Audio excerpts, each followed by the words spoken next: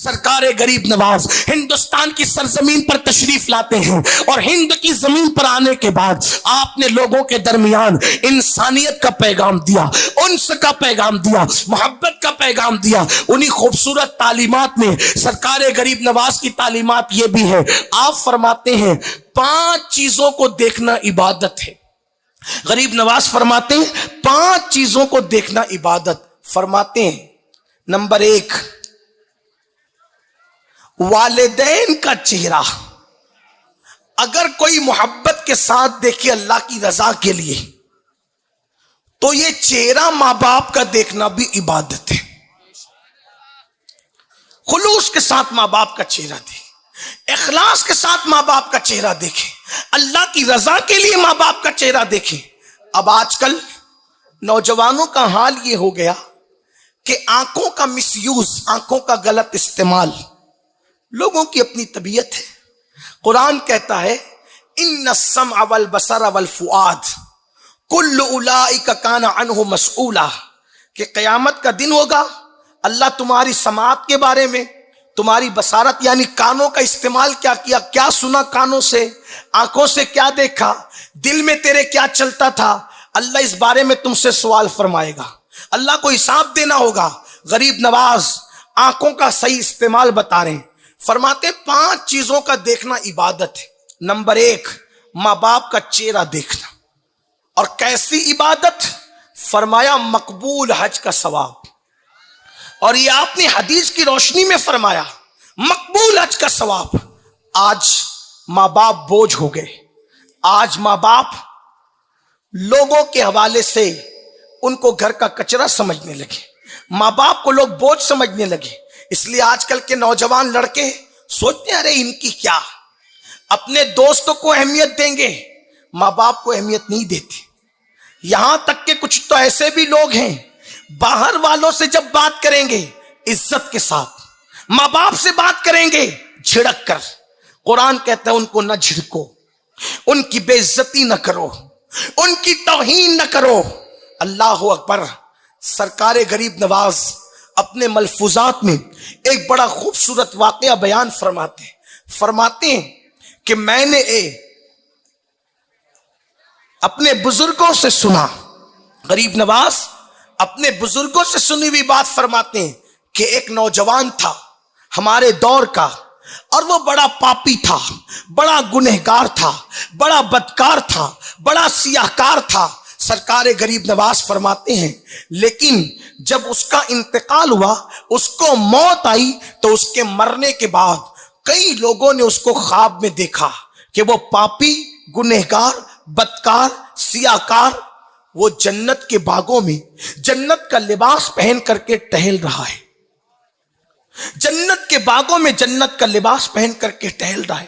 لوگوں نے خواب کی حالت میں اس سے پوچھا کہ اے جوان، ہم تو تجھے جانتے ہیں کہ تو مجرم تھا، تو پاپی تھا، تو گنہگار تھا، تو بدکار تھا، مگر تو جنت کے باغوں میں دکھ رہا ہے، ہم تجھے جنت کے باغوں میں دیکھ رہے ہیں، اور پھر تجھے جنت کے باغوں میں ہم حاجی کی حیثیت سے دیکھ رہے ہیں کہ جبکہ تو نے کبھی حج نہیں کیا اور تجھے کبھی حج کی سعادت نصیب نہیں ہوئی، لیکن حاجیوں کو جہاں رکھا جاتا ہے ہم تجھے وہاں دیکھ رہے ہیں، جنت میں حاجیوں کا جو ٹھکانہ ہے اس میں ہم تجھے دیکھ رہے ہیں۔ تو اس جوان نے خواب دیکھنے والوں کو جواب دیا، اے خواب دیکھنے والوں اور مجھ سے پوچھنے والوں کہ جنت میں میں کیسے آ گیا جبکہ میں گنہگار تھا، میں پاپی تھا، میں سیاہکار تھا، میں بدکار تھا، اور میں نے حج بھی نہیں کیا، اور حاجی کی حیثیت سے میرے اللہ نے مجھے جنت میں داخل فرمایا۔ تو وہ جوان کہتا ہے کہ میری عادت تھی کہ جب بھی میں گھر سے نکلتا تھا اپنی ماں کے قدم کو چوم کر کے نکلتا تھا، ماں کی دعاؤں کو لے کر کے نکلتا تھا۔ غریب نواز فرماتے ہیں جو ماں باپ کے قدم یا ہاتھوں کو چومتا ہے اللہ اس کو 1000 برس کی عبادت کا ثواب عطا فرماتا ہے۔ آپ غور کیجئے، آج کل اس کی کوئی اہمیت نہیں ہے، ہاتھ چومنے کی کوئی اہمیت نہیں، ماں باپ کے پیر چومنے کی کوئی اہمیت نہیں۔ ہاں، ہم اہل سنت سجدہ کرنے کو جائز نہیں سمجھتے، اللہ کے سوا किसी को सजदा करने की इजाजत नहीं।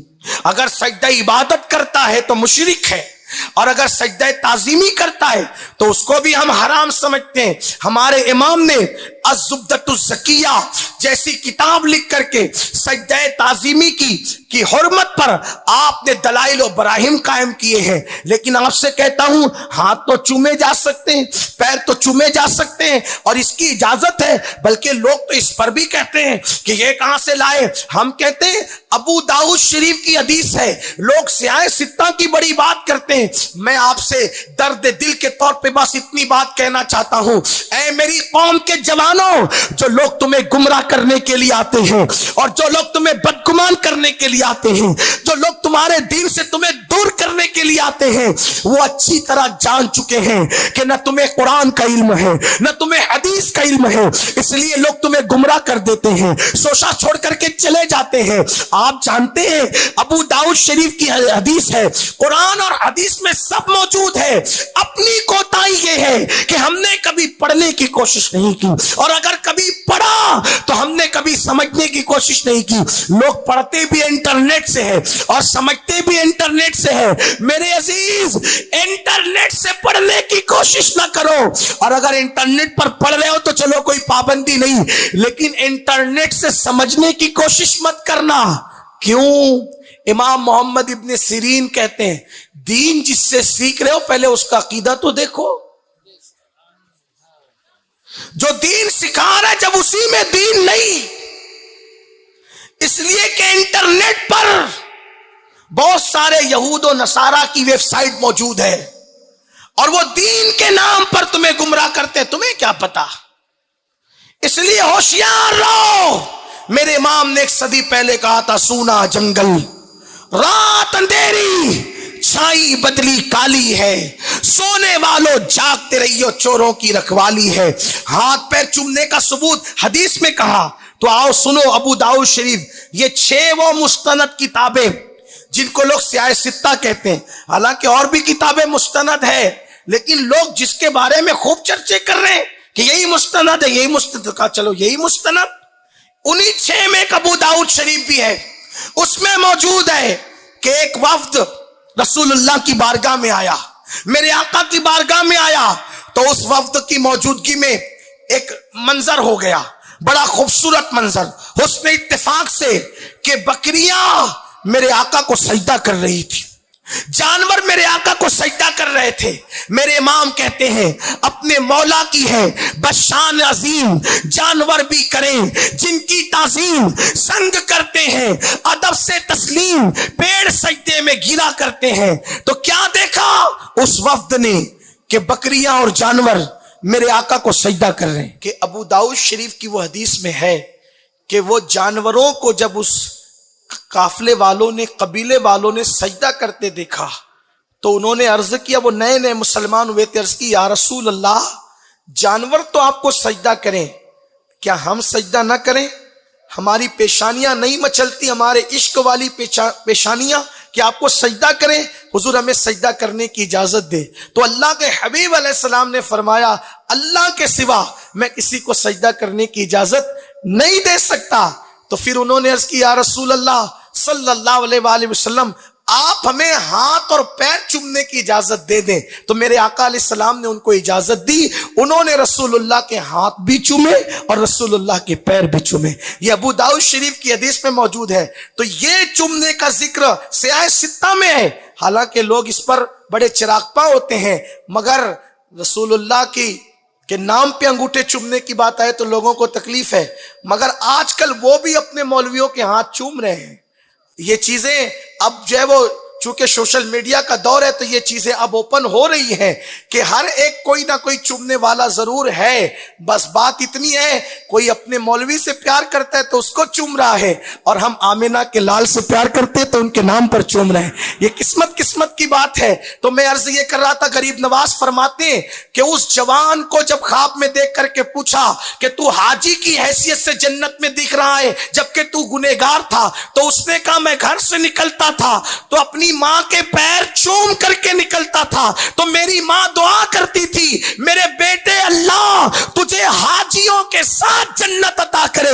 تو یہ میری ماں کی دعا کی برکت ہے کہ اللہ نے میرے گناہوں کو معاف فرمایا اور حاجیوں کے ساتھ مجھے جنت عطا فرما دی.